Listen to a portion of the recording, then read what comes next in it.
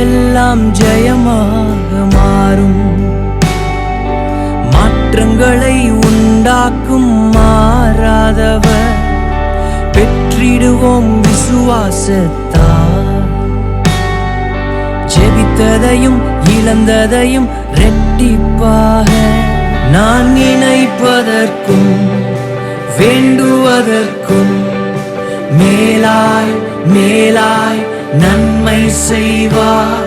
நான் வெட்கப்பட்ட நாட்களுக்கு ஈடாய் ஈடாய் நன்மை செய்வார்.